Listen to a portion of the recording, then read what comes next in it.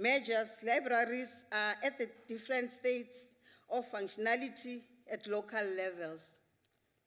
Some are basically functional, others not so functionally, and the last group not functionally at all due to lack of proper funding, staffing, and resourcing. We welcome the local government summit in art and culture to be hosted by the department during this current financial year, as announced by the minister. This will end at promote having the right conversation to key issues and ensure the local government not only provides leadership in the sector, but takes pride in the product of the sector.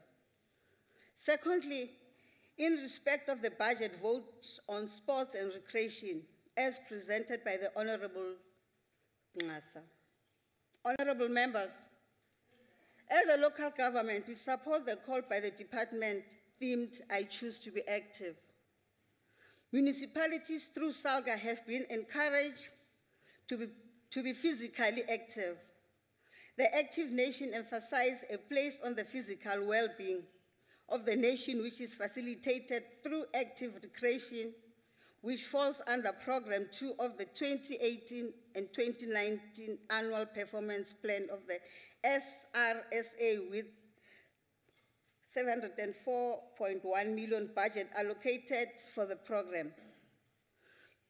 Here the goal is to ensure that South Africans will reap the social benefits of passive and active recreation, with increase not only physically health but also mental health. Our support for this budget is evident in the games. Our member municipalities are already engaged on SALGA, is currently crafting a model for sport which will have 6 pillars, namely early childhood development games, wellness games, golden games, Paralympic games, and Special Olympic Games. In support of the Minister Mass Participation Program, SAGA is currently receiving support from 2 provinces in their games, namely KwaZulu-Natal, and the game are known as KZN DSR Games, as well as in the Eastern Cape. The games are named after our first democratic Minister of Sports, Vugile Steve Tshwete Games. Minister, we hope other provinces will follow on these footsteps of these leading provinces when it comes to municipal games. As the country focuses on transformation, sports and recreation, SALGA support the notion that sports development funding need to be directed to the grassroots in our member municipalities. The provision of sports facility budget, which was allocated to Program 5 and stands at 13.8 million, is also crucial to us as local government. It is local government constitutional mandate as defined in Schedule 5B to address sports facilities for our community sport games. How we so wish as SALGA that a bigger chunk of this amount can be accessible to our efforts of addressing the challenges of members municipalities are facing. As an example of this, next week from the 13th to the 15th June 2018, SALGA will be having a conference titled Innovation Infrastructure Financing at Empire's Palace. Sports infrastructure will be one of the key topics. We are looking forward to the department's input to this initiative from SALGA. SALGA, with SASCOP, Sports Trust and Sector Department, SRSA, COPTA and Treasury, MISA and Lotto, need to find amicable solution in addressing the backlog sports facilities, as well as the range of challenges that exist in the facilities at municipality level. Honorable Chairperson, as the country is about to host the BRICS Games on the 18th to the 22nd July this year, SALGA wishes to state that are fully in support of these games as they enhance intergovernmental relations and collaboration among members' countries. In conclusion, SALGA wishes to state that It fully supports the budget votes as presented by honorable ministers. The budget reflects on the good work and advances made in transforming the two sectors. I thank you. Thank you, Councillor Charles. The Honorable Mpambo Sibukwen.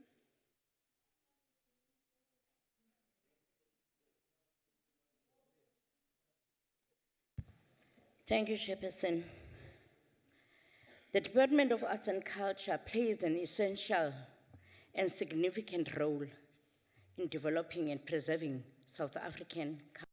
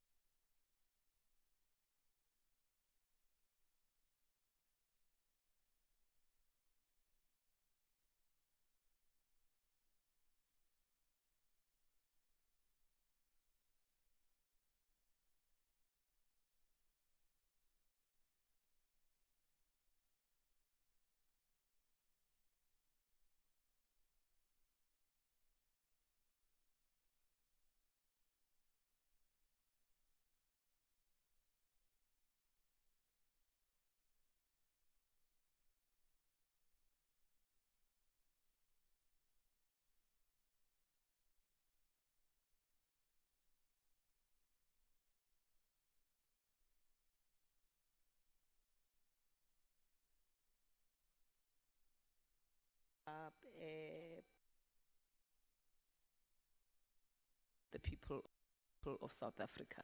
So we have no intention of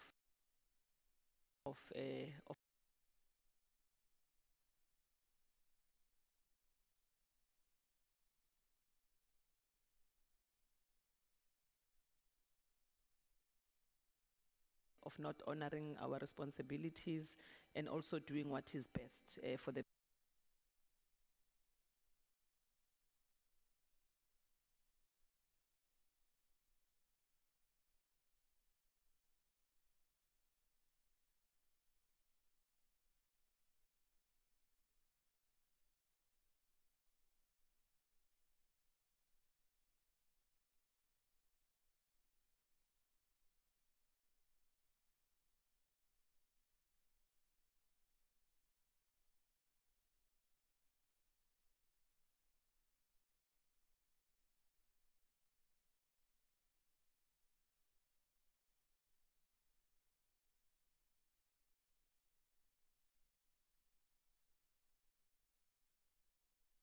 sign language. And I just want to say, Honorable Chairperson, even here in this house, sometimes you get the sign language interpreter, sometimes we don't get on the screen. That needs to be taken seriously, Minister. The second issue the department is faced with is that of pending and rebuilding the Brandfort Museum. As we all know, April is a significant month in South Africa calendar. It is a month where we celebrate the lives and the achievements and sacrifices of our country, the current and leadership that bestow South Africa. It is therefore with great sadness that we in South Africa admit to the department's failure to deliver on their promise to rebuild Winnie Mandela's home, which is in Brandfort. After reports indicating mismanagement of funds and missing monies in Masilonyana municipality, may Mama Winnie soul rest in peace in this regard. The home still stands incomplete and without any dignity, and that is deserved. Minister, you were silent on this, though you know it. You were silent. Your speech never even touched this Brandfort, and this is a concern. They ask, therefore, protected, ma'am. Therefore, ask on the progress of the rebuilding of this National Museum that is currently in limbo. We ask for transparency according to the time frames and expenditure and the money that has been lost, Minister. Minister Xhasa, I wish to say the importance of sports and recreation in our country lies in its ability to sustain and develop sports and recreation system in our country. Not only this encourage participation, but it also develop the talent that is found especially in the youth, and contributes to the general health and well-being of individuals and groups. With this in consideration, it becomes that much more important for the department to face its current issues and make some changes in order to bring about positive long-term effects. Minister Xhasa, the first issue that needs to be addressed is the cancellation of the minister made to the inquiry of the stampeding that occurred at the FNB Stadium last July, where 2 people lost their life and 1 people sustained injuries. The effects of the minister's decision should be understood. Without this inquiry, it means that no one is held responsible or accountable for the deaths and injuries experienced. Although there are no direct links to this incident last year, and the most recent one that happened this year, we need to understand the message that is communicated when the department fails to go through the process of follow-ups. It arguably builds a culture of misbehavior with 0 consequences, which is most likely to occur again and again. Lastly, Chairperson, the issue of transformation has been ongoing for some time now. Although the department has taken active steps to ensure there is representation in sports, and with regard to sports teams that compete internationally by implementing quotas, we believe it is important to attempt to find the root cause of this issue without going to the easy scapegoat of racism. We have to acknowledge the failure for the department to institute change from ground level. We need to increase accessibility, inequality, and participation, and that means ensuring that there is facilities for the youth to nurture and rebuild their athletic skills and capabilities. These kinds of facilities should not only be limited to suburban neighborhoods or highly funded private and semi-private schools, but also to areas with more vulnerable members of the youth. Sport brings discipline to the minds of the people. This is essential, Minister Xhasa. I thank you. Thank you, ma'am. The Honorable Mampuru, order. Order.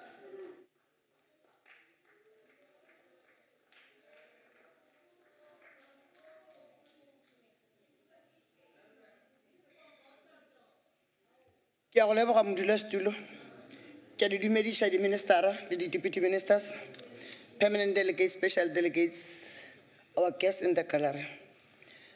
Chairperson, allow me to advise Honorable Mathebula that South Africa is a free country. You choose wherever you want your kid to learn. Not knowing English is not a curse, it's a choice. Honorable Chairperson, in 1955, the ANC-led Congress Alliance at the Congress of the People held in Cape Town adopted the Freedom Charter that, among others, pronounced that, open quotes, all people shall have equal rights to use their own languages and to develop their own folk culture and customs. The ANC understood that early that culture... Honorable Koni, you can do whatever, plus just don't drown out the speaker who is on the podium. Yes, in your touchiness, please allow the speaker to be audible to all of us. Please continue, Honorable Mampuru. Chairperson, the ANC understood that early that culture and customs are important to human beings, at least to us Africans. It is out of our culture that we are able to show where we come from and what we are made of. Like Minister, most of the time you tell us, do we know where we come from? I'm still trying to find out where I come from, but I believe I come from Botswana. I'm not Sotho, but I'm certain about that. In other words, become full artists because of our culture. Both arts and culture are intrinsically interwoven in African societies. Chairperson, when we talk about the value of arts and culture to society, we always start with its intrinsic value, how arts and culture can emulate our inner lives and enrich our emotional world. This is what we cherish.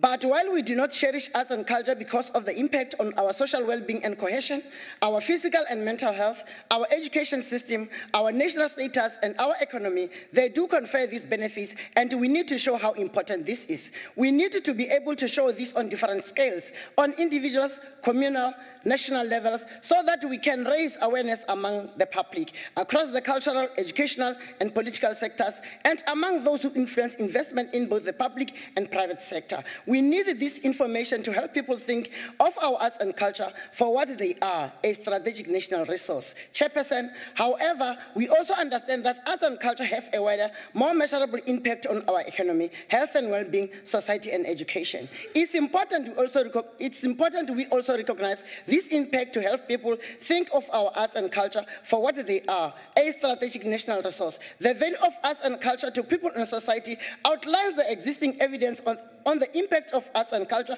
on our economy, health and well-being, society and education. Chairperson, life without the collective resources of our libraries, museums, theaters and galleries, or without the personal expression of literature, music and art will be static and sterile. No creative arguments about the past, no diverse and stimulating present, and no dreams of the future. Of course, the inherent value of arts and culture is, in part, a philosophical assertion that can be measured in numbers.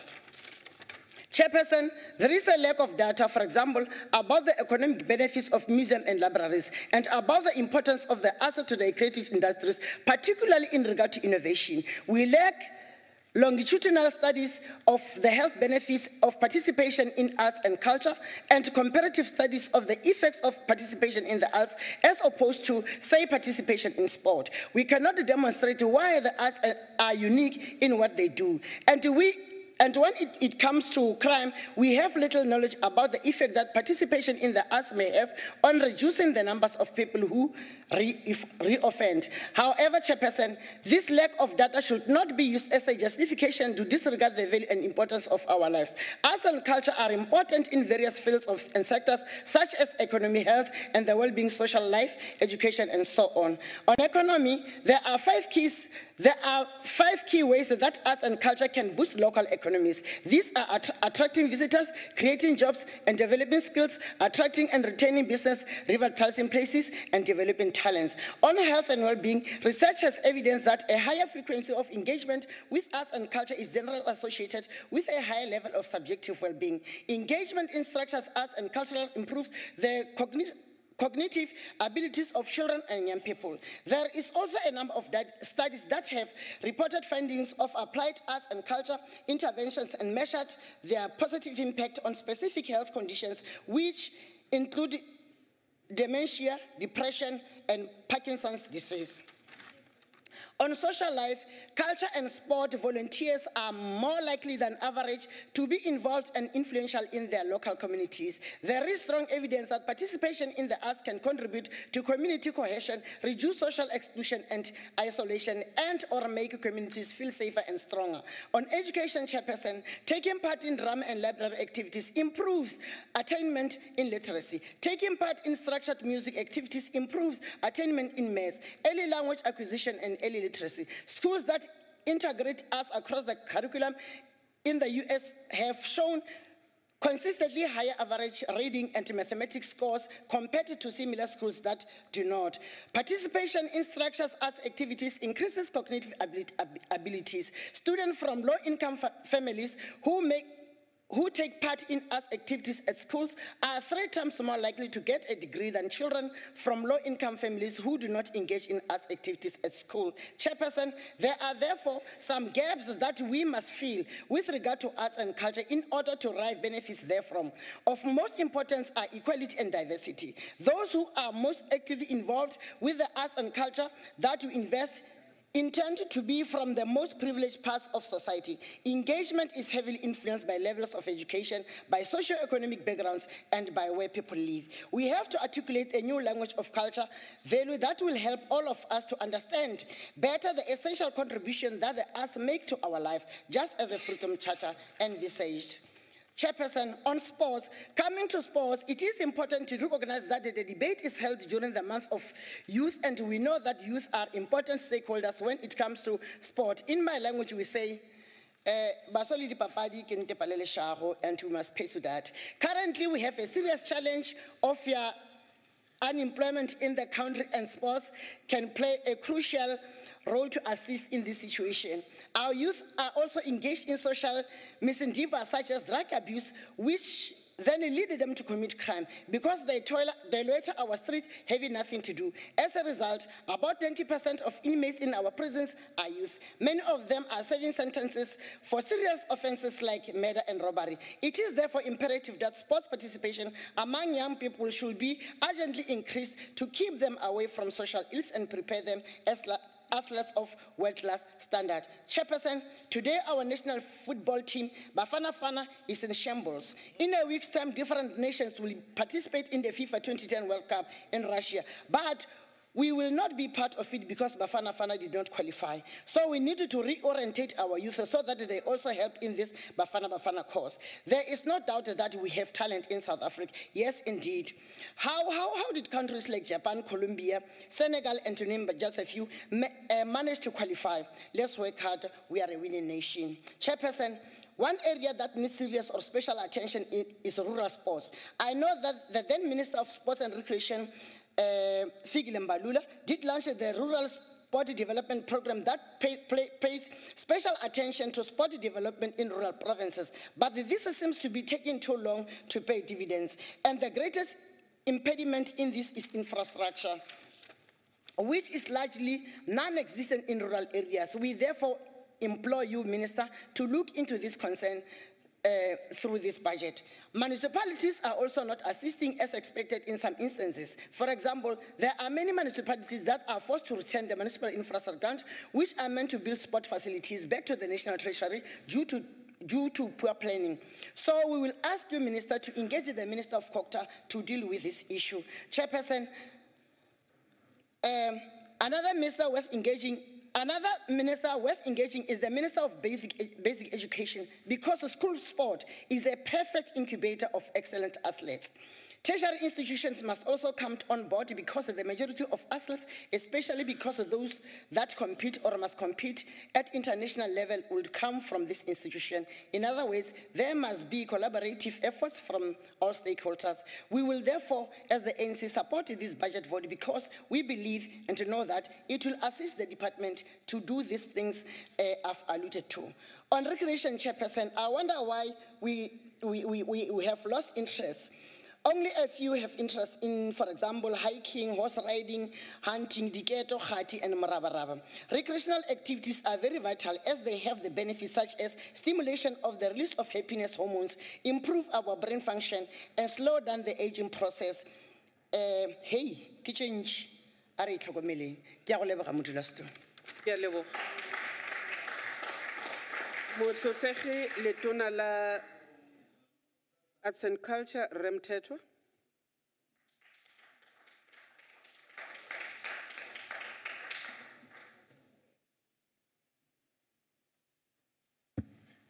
Kilebogile Mndulasetulo. Chairperson of the Select Committee, thank you for your contribution.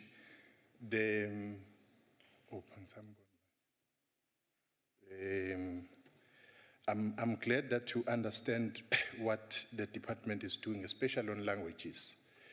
I did say earlier on here that we allocated almost 20 million rands to students on languages. Besides that, the Department of Arts and Culture has the terminology program within the unit of languages in the department. The other point she touched on is the issue of history. We, those who have had time to sit with us when we visit the committee, would have known that We have been in discussion with the Minister of Basic Education about history, because we want our youth to understand their history, to know exactly what the Honorable Mampuru was saying, to know ourselves. Our youth should not only know Hitler and Napoleon Bonaparte, but they must know Julius Nyerere. They must know who Kwame Nkrumah was. They must know Haile Selassie and others. The Honorable Member Hatting, I think they gave you a wrong script. The entities we are talking about are actually have turned around. Nelson Mandela and the Robben Island Museum. Yes, you are correct. They've had challenges in the past, but they are turning around. I would have volunteered to tell you which entity is struggling, but I won't do that. I think you must keep quiet because I was listening to you. And then the issue of you leaving Madiba aboard apartheid. You wouldn't have hugged Netanyahu. Never, never, ever. So don't say things which are not true. The issue about, quite clearly the member of the EFF is one of those who has not benefited in our interaction with the committee, because we come, we have time there. There's no much time limit as here. We are able to explain what we've done on the issues we have raised, issues related to language and so on. In fact, PANSAL is one entity which has turned around 360 degrees. So I don't know what the member is talking about, but maybe she understands. The English Museum in Eastern Cape, for instance, we have made a condition that one of the things they are going to do is to include isiXhosa, because where they are, predominantly people speak isiXhosa. For the development of the languages, they have that. Honorable Kaula, well, you say this thing all the time.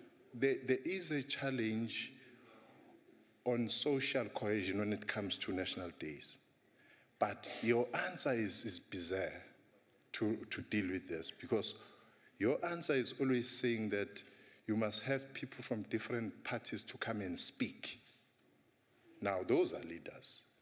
We're talking about people here across the board, which we say, think more on what is it that we need to do. I agree with you, and I'm happy with the Abafana Bagamkumeni, but on the Enyogeni matter, we discussed that matter extensively.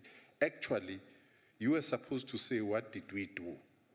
You fell short of that. And we actually, those who come to committees would know, Honorable Member. So you must save your breath.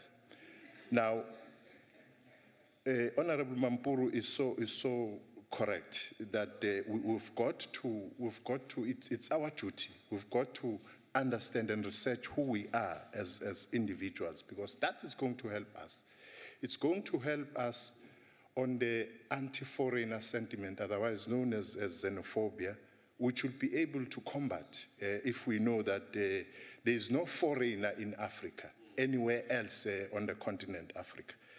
And Honorable Mpambo, well, I agree and I sympathize with you on the issue of the sign language. I think we should do more. We've been challenged in the House here and in the other House in the National Assembly. I think we could and we should actually do more on this matter, because it's one very important language. On the issue of Brantford, we have not at the time when you wanted us to talk, because at that time nobody was asking us. The national government has intervened on the Brantford matter. It is continuing together with the family. There are developments, and soon that house is going to come to an end. But Honorable Chairperson, I think generally honorable members have raised issues which are very important. We launched the OSIBA awards last week, and this these awards are looking at different disciplines of arts, culture, and heritage. And my colleague here, you know, Honorable MEC Murray, we very much close to each other. We are like this, you know. On that point We of are same closeness, WhatsApp group.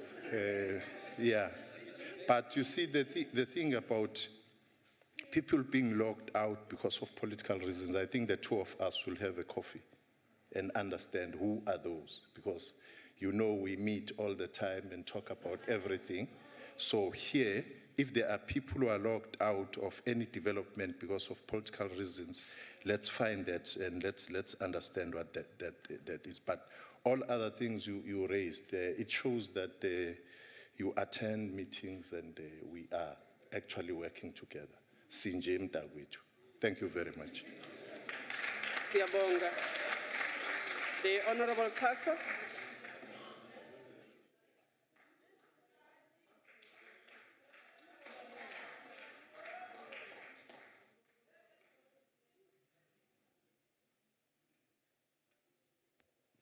Thank you very much, Honorable Chairperson, and a very good afternoon to you. Honorable members, let me take this opportunity to thank all honorable members who have contributed to our budget vote debate. And I really appreciate those members who really are positively looking into how we can bring sport into the center of nation building and also social cohesion in our country. Honorable Chair, I also just want to pick up on few of the areas, because one, for instance, for Honorable Matebula, it's quite a shame if you can stand here and don't really understand what needs to happen, because it means, who's you?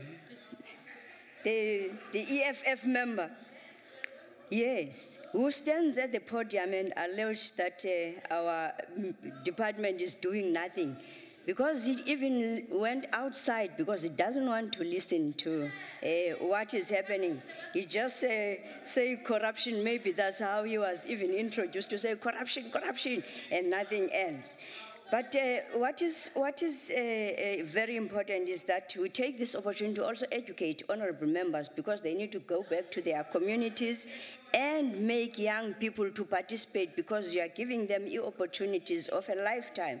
And therefore, you know, we pride that our department over the 4 years has been obtaining a clean audit, which is an indication of how, even in terms of financing, we are handling the matters, and how we are following up on provinces where we are giving grants to make sure they also are able to spend the money accordingly.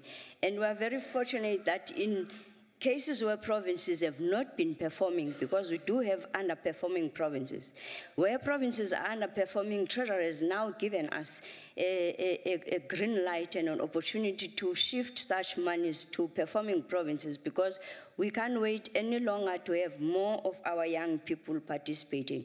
Excited about school sport, to cover now the 25,000 schools that we have, so that it is not only your previously advantaged schools and schools only that have infrastructure.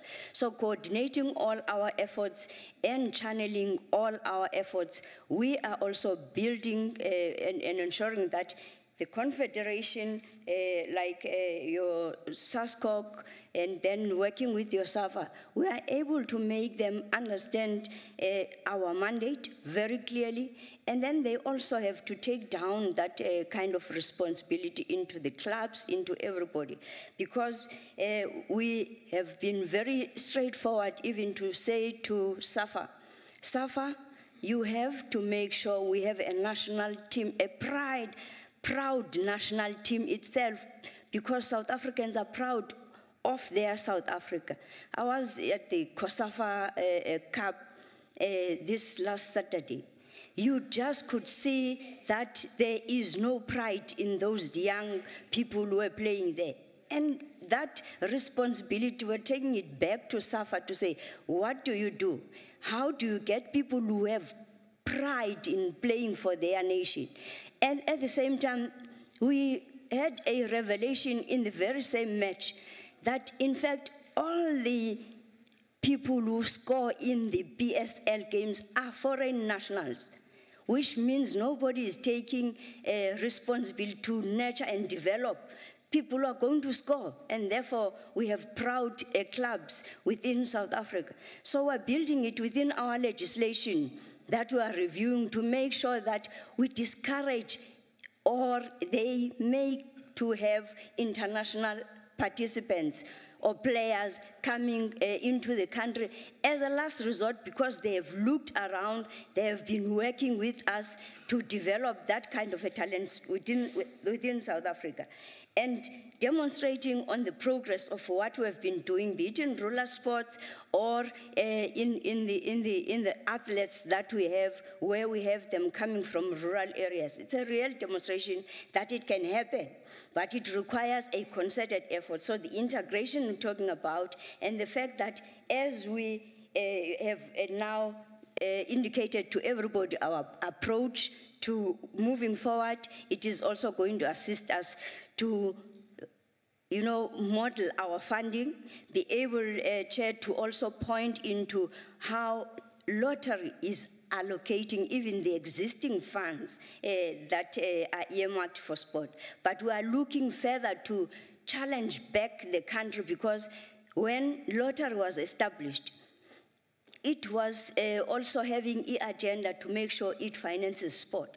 So our new case for sport development and review is not only looking into the programs that we do, but it's also going to identify where are we going to get the funding in entities like lottery, but also, amassing private sector participation, so that every effort that is happening elsewhere, everywhere in the country is coordinated, and therefore, from what is there, we can amass. But we also believe that, when it comes to healthy lifestyle, we will also get monies from departments like Department of Health, because for a healthy nation, then it also eases the burden on the fiscus.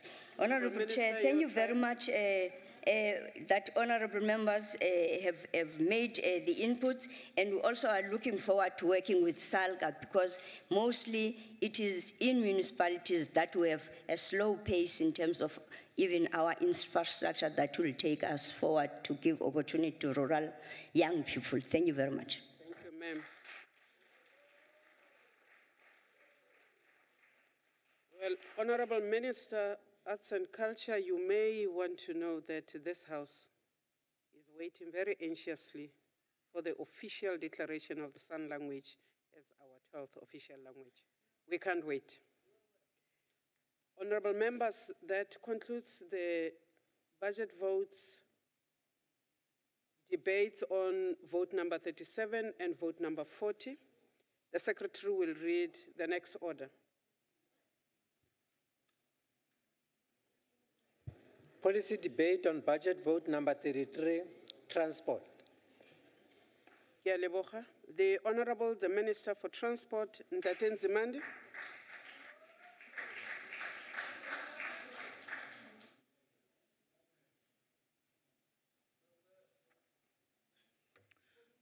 Honorable Chairperson of the NCOP, Mayor Modise, honorable members of the National Council of Provinces, ministers, deputy ministers, and MECs, representatives of SALGA, Acting Director General of Transport, Mr. Matabata Mkonyama, the leadership of all the representatives of transport entities, all the members of the transport fraternity, members of the media, my dear wife, distinguished guests, ladies and gentlemen.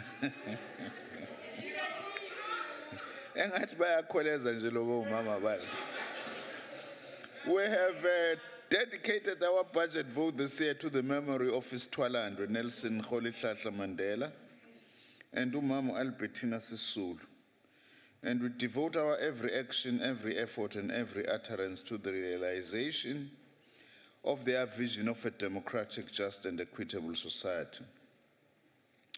Guided by their example, we'll use this very last year of the fifth administration to reinforce our commitment to ethical behavior and ethical leadership by fighting corruption and state capture uncompromisingly.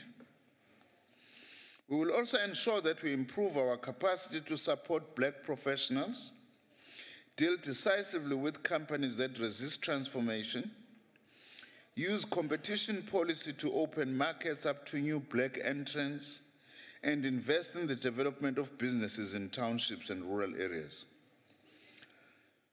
Honorable members, to reverse the apartheid spatial development patterns, the ANC government developed transport policies and frameworks to improve access to roads and transport, especially for the rural and the urban poor. Indeed, as the three spheres of government, we have specific, exclusive, and shared responsibility for the three key elements of the transport system, namely roads infrastructure, public transport, and traffic management. In ensuring a cost-effective, accessible, reliable, and safe transport system, we also guided by the National Household Travel Survey to address the triple scourges of poverty, unemployment, and inequality. MEC Grant, my apologies, I should have recognized you. Honorable members, to give effect to the cabinet decision to place the Northwest Provincial Government under Section 101B of the Constitution, we have now established an intervention team as the Department of Transport to ensure that to be led by our Acting Director General, to ensure that we continue to administer affairs of the Department of Community Safety and Transport Management and ensure that we continue to deliver services to the people of Northwest without fail. Honorable members, through this Hamba Sonke program, which is a component of the EPWP, we continue to invest in provincial roads to address spatial inequalities, create jobs, and to improve rural and infrastructure transport. The total amount of 10.8 billion rands was transferred to provinces as 4 tranche payments in the 27 to 2018 financial year. From this amount, only 10.4 billion was spent by provinces, which resulted in 97% spent as a percentage of the total allocation, excuse me. Year-to-date analysis on non-financial performance will be finalized in July, when, according to the DORA framework, this Hamba Sonke grant evaluation report has been shared with provinces. We will continue to implement a new system for classifying our road network according to the function they perform, and we will assign the appropriate authority to manage it. Some provincial and municipal roads will be included in the road network for which national government is responsible. We will transfer the appropriate budgets to the authority that will manage the infrastructure. In the 2018-19 financial year, SANRAL's key flagship projects remain the N2 Wild Coast, the Muloto R573 road upgrade, the N1, N2 Road 300 Cape Town, N3 Van Rieenen development, and N2, N3 Durban. These are at various stages of development. The Road Accident Fund Expansion Program has led to the Road Accident Fund, known as RAF, having its presence in all the provinces, with 100 hospital service centers, 5 customer service centers, and 3 RAF mobile vans servicing rural areas. Through this intervention, claimants can now access all RAF services as well as lodge claims directly. We are also seized with the work to ensure that we harmonize our traffic law enforcement across all spheres of government and also ensure that we finalize the implementation of a 24-hour law enforcement shift in all provinces. This will go a long way to ensure that we cooperate with all the stakeholders in provinces and municipalities to implement the National Road Safety Strategy. Honorable Chair and honorable members, the newly appointed board of the Passenger Rail Agency of South Africa, PRASA, will be responsible for the stabilization and turnaround strategy of the business. In this current financial year, 58 new modernized train sets are earmarked to be deployed in the Gauteng North Corridor. Following the Pretoria to Penarsport line, the next rollout will be Pretoria CBD Ring Rail, linking Hercules, Kudusport, and Pretoria. Thereafter, Pretoria to Salisbury and Pretoria to Mabopane and Devalt lines will be commissioned, followed by the Johannesburg line. Signaling systems in PRASA's three main regions, Gauteng, the Western Cape, and KwaZulu-Natal, are also being upgraded in a multi-billion rand project. Among the areas we've given our urgent attention are challenges facing PRASA in the Western Cape, Cape Town in particular. We've begun tackling the safety and reliability of Metro Rail in Cape Town. PRASA is currently implementing a signaling program to replace the old signaling system, and the project is near completion. Furthermore, we're at an advanced stage with the construction of the Central Operations Center for the control of rail operations in the entire Western Cape. We will be able to better manage our service and improve our management and safety of our operations. Construction is expected to be completed by the end of this month. To address the inadequacy of the rolling stock, we will continue to refurbish our current rolling stock to meet the immediate demand of this corridor. The Cape Town corridor requires about 110 train sets. In the next 24 months, we will operate 88 fully configured train sets, not these half trains. Sifuna itimela egcwele ukuze sibhekane nale nkinga esinayo. However, we are also working on our plans to roll out the new rolling stock, including putting in place enabling infrastructure such as the depot program, pairway and electrical works, to support the deployment of the new rolling stock fleet.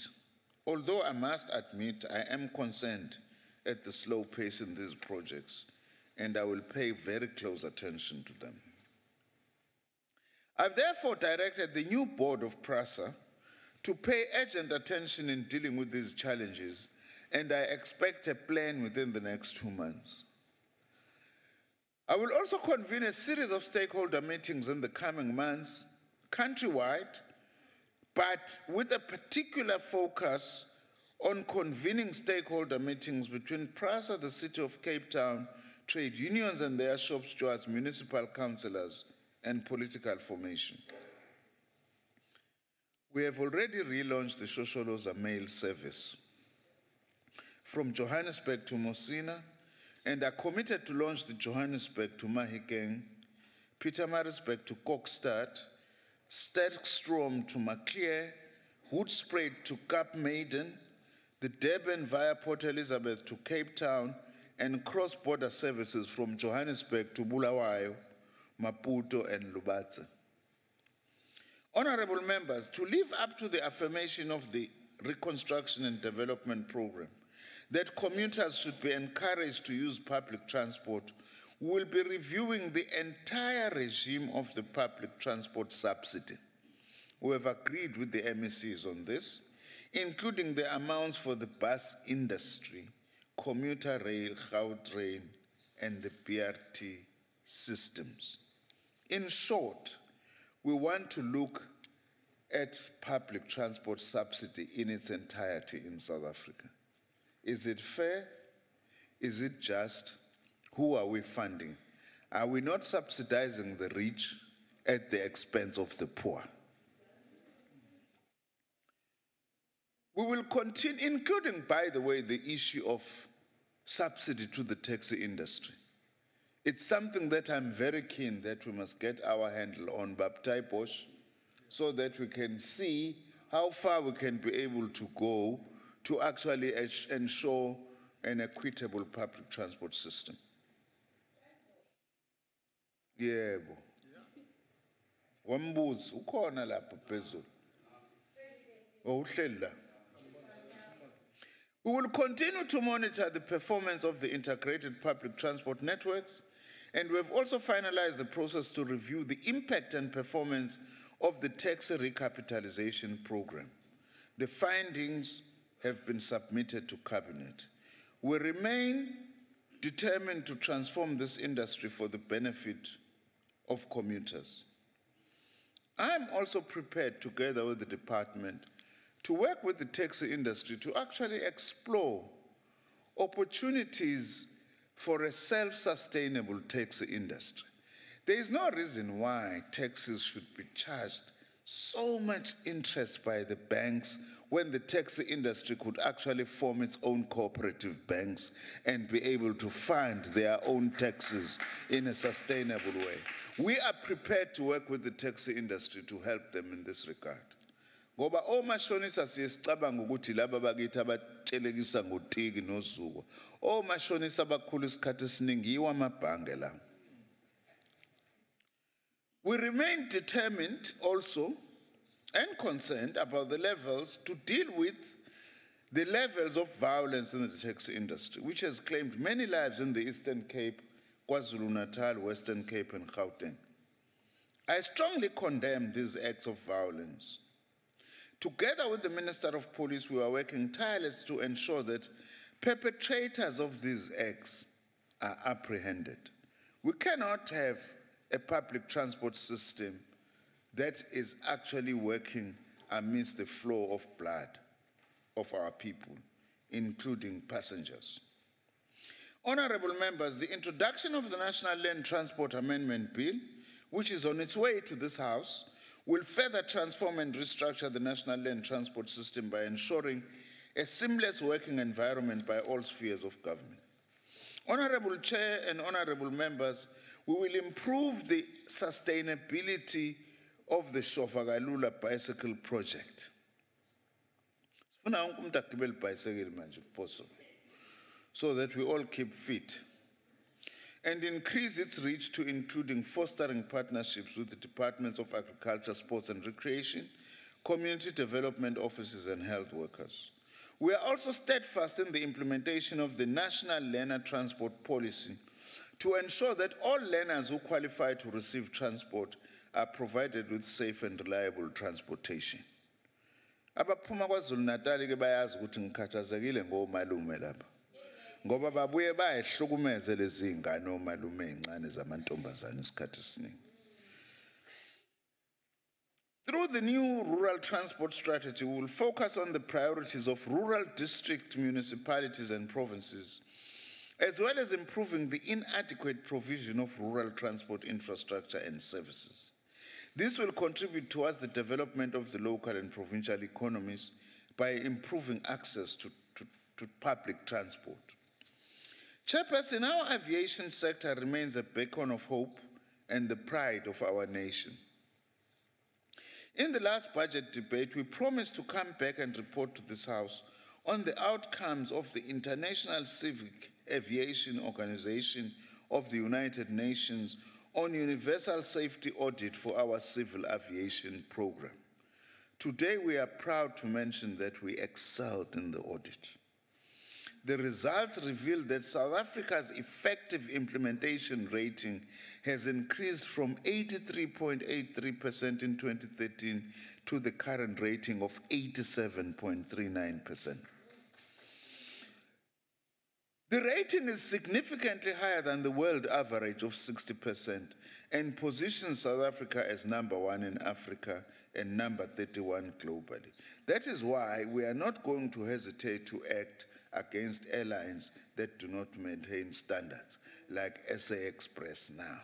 If they don't maintain standards, we take away the licenses. We hope they will learn a lesson and sort themselves out. Part of our efforts in this sector is to ensure that we continue to transform the aviation industry by producing the necessary aviation skills, targeting especially the previously excluded groups on the basis of class, gender, and race. We will thus unapologetically, as I've said, take drastic action in this regard, and I remain concerned, Honorable Chair and members, that pilot training, for instance, still remains almost the exclusive preserve of very expensive private academies that are not adequately catering for the disadvantaged. Honorable members, we are honored to report that South Africa, represented by the National Department of Transport, retained its International Maritime Organization Council seat. We would like to thank both the portfolio and select committees on transport and cabinet for their unwavering support in this regard. On the Operation Pakistan Oceans economy in the transport and manufacturing category, to date we have invested 6.9 billion rands and we have created 4,507 jobs. Honorable Chairperson and honorable members, to respond to the implementation of a cabotage chapter of the Comprehensive Maritime Policy, we now have a 100% female black-owned company, Simona, with a specific focus on the energy sector. Oh, Mama Lab. The second company is Mnambiti Shipping, a 100% black-owned company, which is in the process of purchasing a chemical tanker vessel with the aim of registering and flagging the vessel locally. This will increase the number of registered vessels and will be the first 100% black-owned South African registered vessel.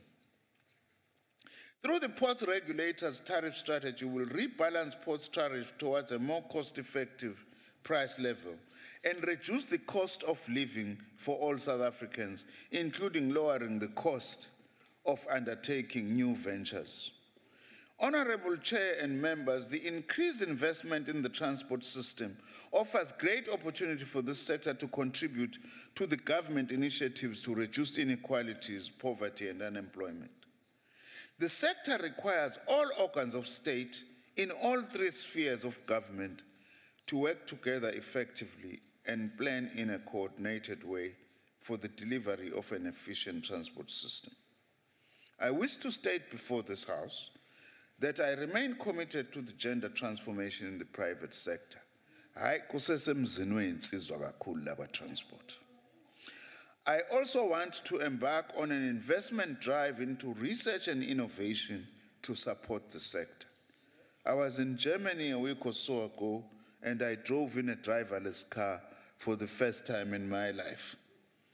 I could see what if we invest in innovation, there are many things we can achieve, although I'm not so sure Nomas ready for a driverless car in our country. I also want Honorable Chair and members to prioritize working with the Department of Higher Education and Training in particular on the provision of skills for transport. I thank you. The Honorable Makue.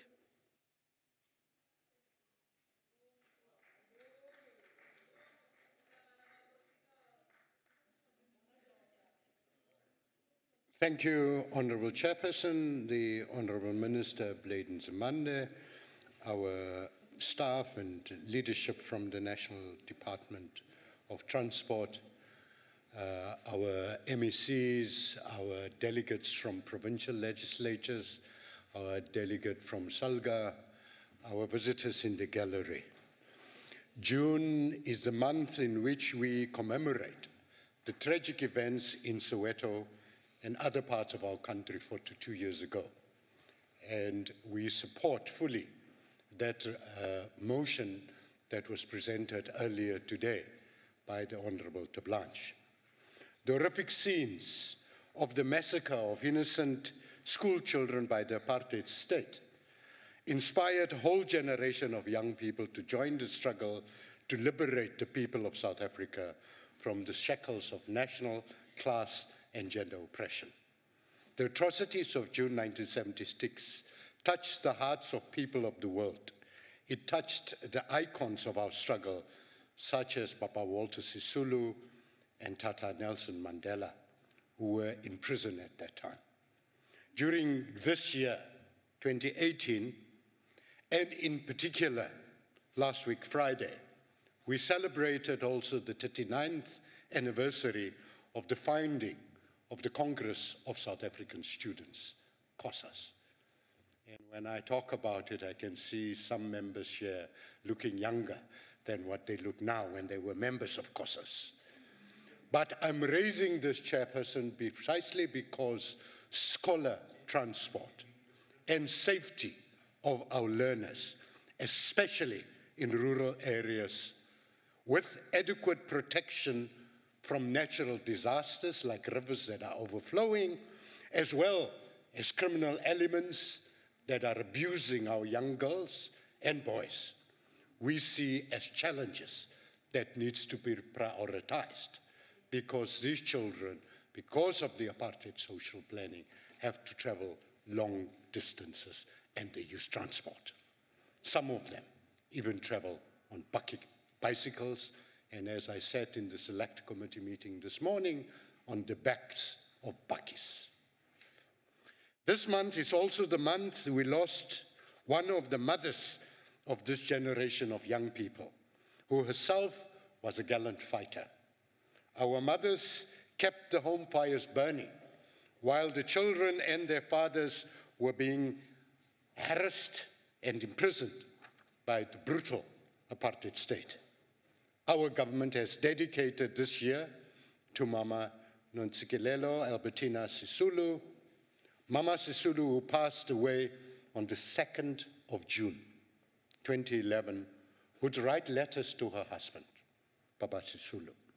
And he wrote back one letter that I want to quote in humility, and it reads, "Concerning the progress you have made with regard to family matters and the manner in which you have handled them, I can only repeat what I have said in the past.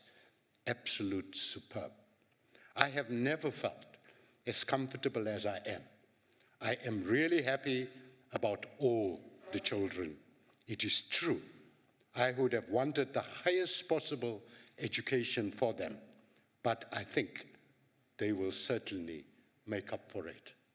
These words of Baba Sisulu is the word that rings in the hearts and the ears of many mothers in this nation, many parents who want to see their children obtain a decent education so that they can fend for themselves, all related to scholar transport.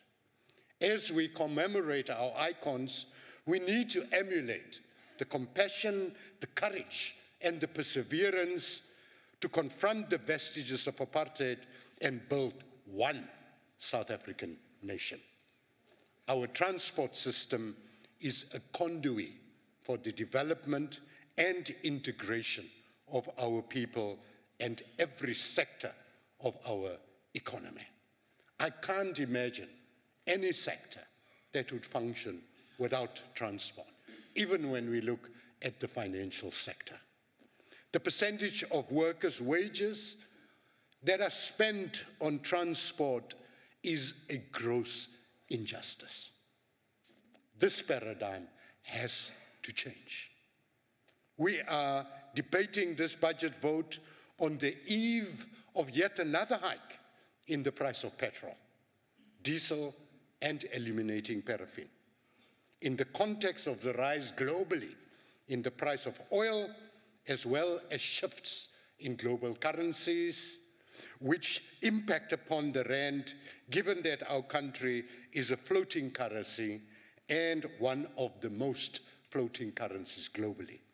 As we know, these increases will lead to an increase in transport costs, and these transport cost increases will have a knock-on effect on the prices of other goods that our people need, especially food products. In this context, the budget vote is essential in bringing relief to the masses of the working people and the poor of our country. The National Transport Master Plan, NatMap 2050, gives us a clear long-term vision of the type of transport system that is needed to support economic growth and development in South Africa. The principles set out in NatMap include efficiency, affordability, and reliability of transport systems. Poor transport links and infrastructure networks in the Southern African community and on our continent have hampered the potential of our economies to translate the rapid growth and high demand for commodities into rising employment and living standards in the previous decade, in which we experienced commodity supercycles. Government has committed, in terms of the National Development Plan, to work to overcome these challenges. When we therefore, Minister and your team from the Department of Transport, looked at the budget that was presented to us and the annual performance plans, we looked at it against this backdrop also of what is going to be the impact on Southern Africa and what is going to be the impact on our African continent. Honourable Chair, my next item will be on the mandate of the Department of Transport. The legislative framework and responsibilities of the national, provincial, and local spheres of government with regard to airports, rail, maritime, and road traffic management and public transport are established in the Constitution of the Republic of South Africa. The 1996 White Paper on National Transport Policy, the National Land Transport Act, Public Transport Strategy, and the National Freight Logistics Strategy. It is important, therefore, to remind the officials of the Department of Transport that when you succeed, you are meeting a constitutional obligation and responsibility. The National Development Plan projects that the proportion of people who use public transport for regular commutes will expand significantly by 2030, and that public transport must therefore be user-friendly, less environmentally damaging, it must be cheaper, and it must be integrated. Government, in the medium to long term, will therefore have to invest in public transport, which will benefit low-income households by facilitating mobility of these poor and vulnerable people in our society. Chapter 4 of the National Development Plan places the development of economic infrastructure at the foundation of social and economic development. This finds expression in outcome 6 and also is an element of the 2014-2019 medium-term strategic framework to which the Department of Transport is aligned. Over the medium term, we must focus on improving mobility and access to social and economic activities by facilitating and creating an enabling environment for maintaining provincial and national road networks while focusing on modernizing passenger rail infrastructure and integrating public transport. In terms of the medium-term strategic framework, government is mandated to increase the tonnage moved by rail by 2019 and improve the operational performance of seaports and inland terminals through regulation, funding, and investment, in particular transport economic infrastructure. The African Union's Vision 2063 underscores the role of infrastructure in accelerated integration and growth, technical transformation, trade, and development of the continent.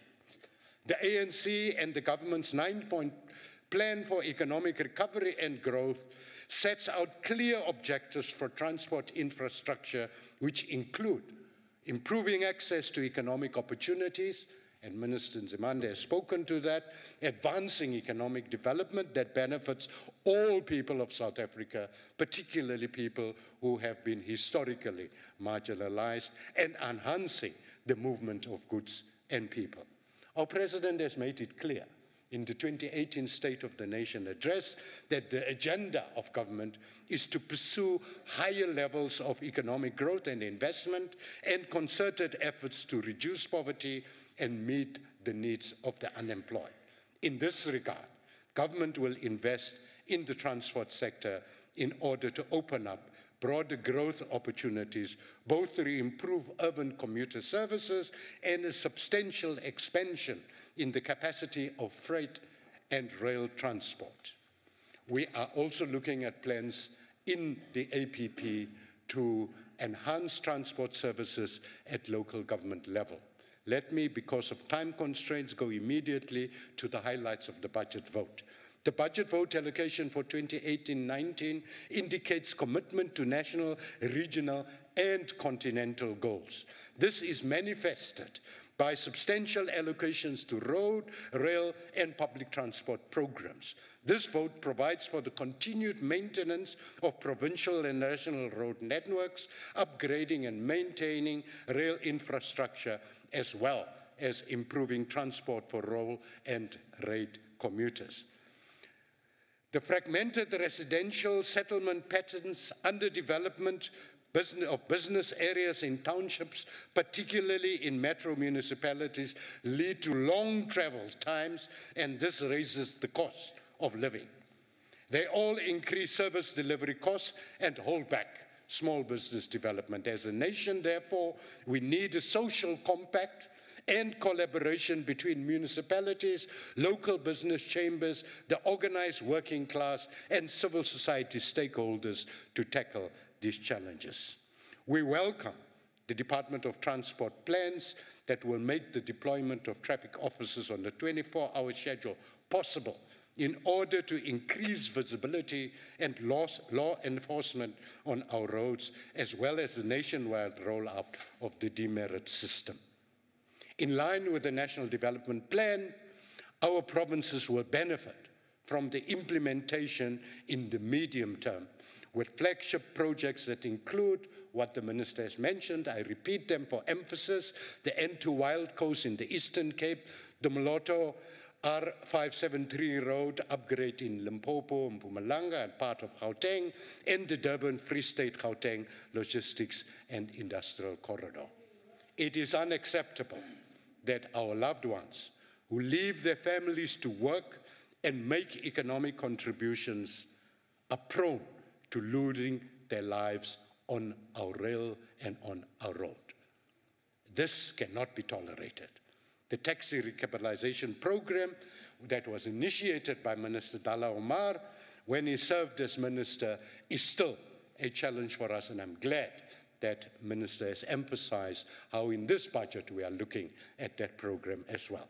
Let me conclude, Chairperson, and talk just about the Africa Continental Free Trade Area and the allocations that has been made also by the Development Bank towards the infrastructure development on the African continent, totaling $1.6 billion.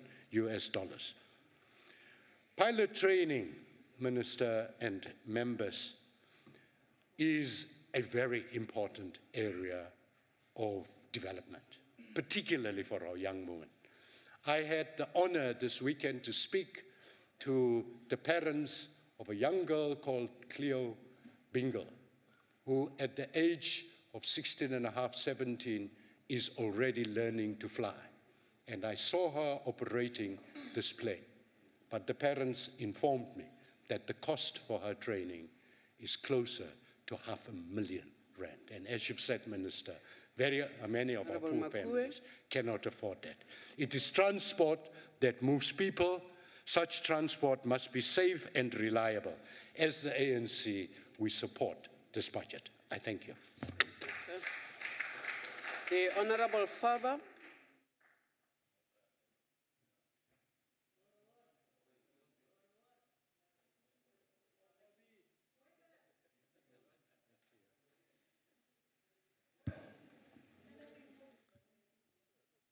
Agbare voorsitter, vandag sien ons weer 'n nuwe minister hier voor ons sit om in die chaos van die departement van vervoer te probeer oplos.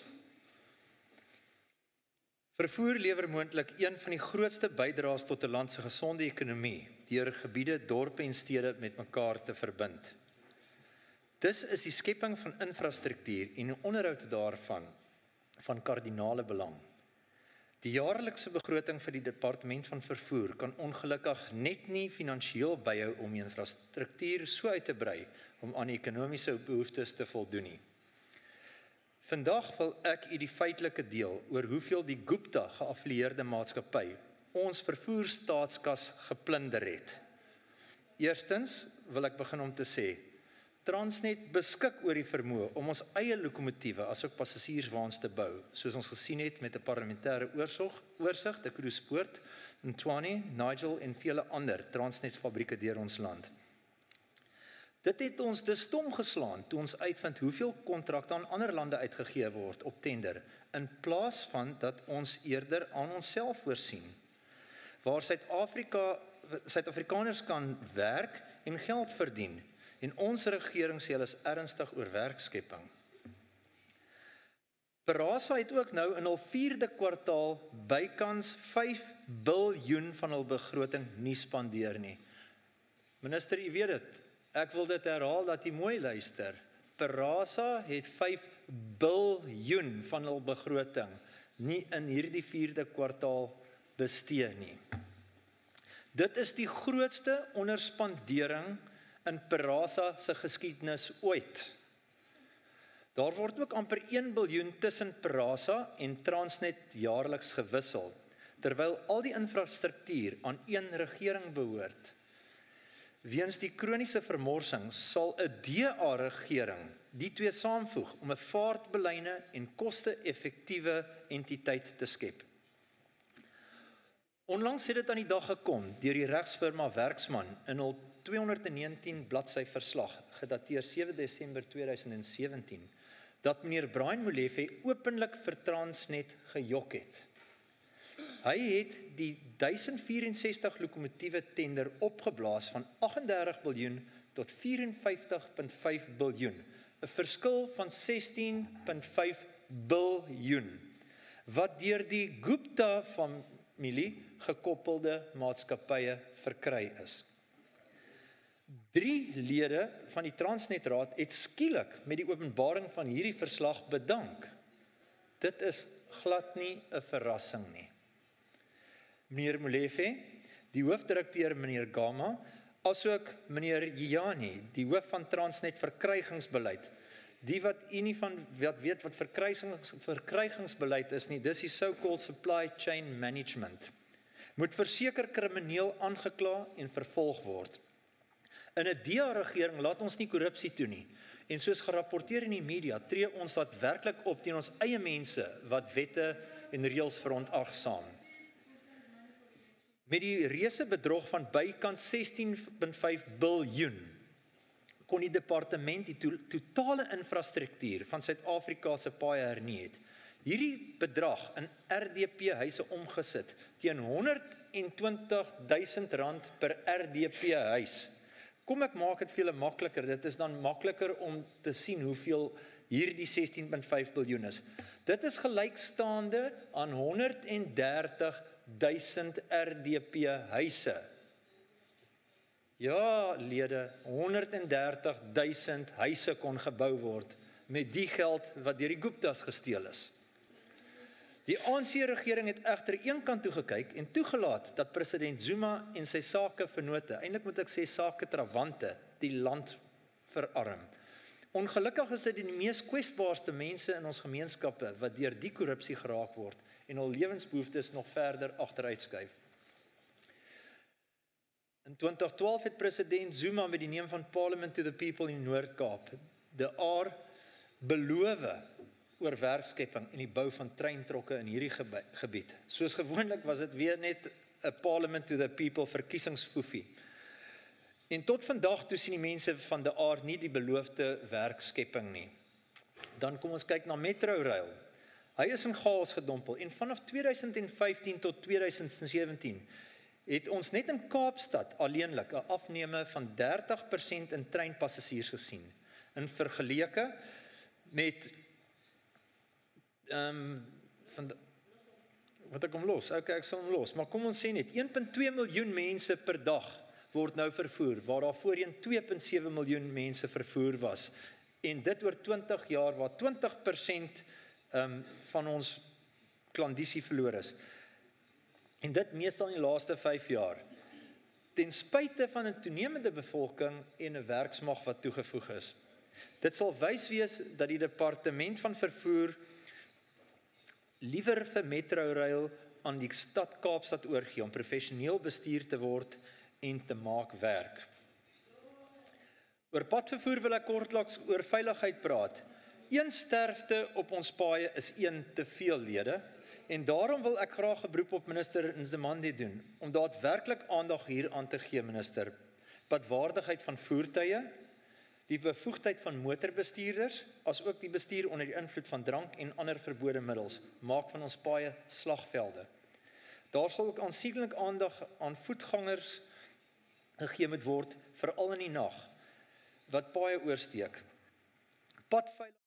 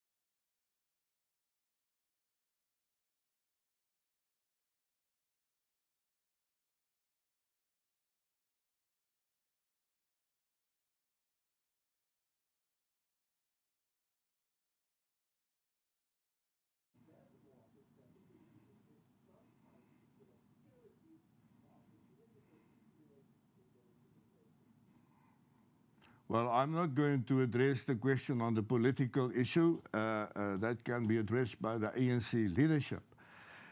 We want this process to come to an end as soon as possible to normalize the environment, service delivery in the Northwest. Certain departments, in terms of the cabinet statement, is under section 101A. That indicates a directive that has been issued to those departments, headed politically by a member of the Executive Council, a MEC. Section 101B implicates that the National Executive take over those executive powers of those effective departments, and the administrator is appointed to look at the administrative matters in that department and to speed up the corrective actions. Now, what is very crucial is a diagnostic analysis of what went wrong, to put together an action plan, to implement the action plan, and then to start looking at an exit strategy for this intervention, as we went through in the case of Limpopo in 2012-2013.